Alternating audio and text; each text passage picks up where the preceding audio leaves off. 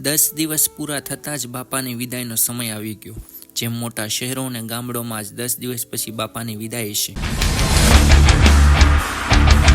ગણપતિ બપ્પા ખાલી વિદાય લે છે, બાકી બધાના દિલમાં રહેતા જાય છે. તમે ગમે ત્યારે યાદ કરો તે હાજર હોય છે. ગામમાં રેલી કાઢી સાથે રાસ લેવા લાગ્યા. ધીરે ધીરે કોટડા જઈ રહ્યા હતા અને રોડ રસ્તા જામ કરી દીધા.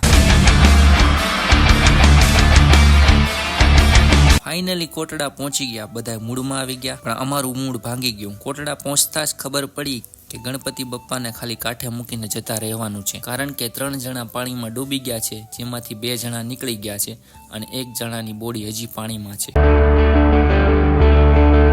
હજારોની સંખ્યામાં પબ્લિક, 50 થી વધારે પોલીસ સ્ટાફ સાથે રેસ્ક્યુ ટીમ, 8 થી 10 તરવિયા એક માણસની બોડી પાણીમાં ગોતવા લાગ્યા.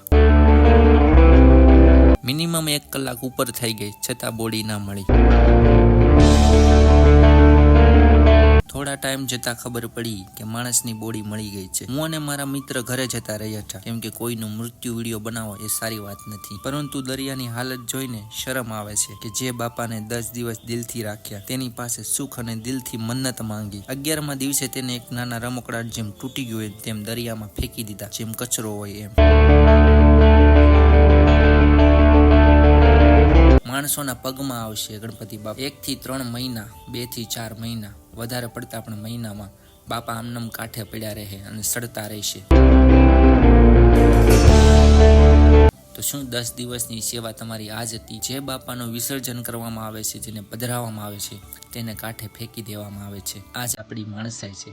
આના ઉપર તમારે શું કહેવું છે? એકવાર કોમેન્ટ જરૂર કરજો.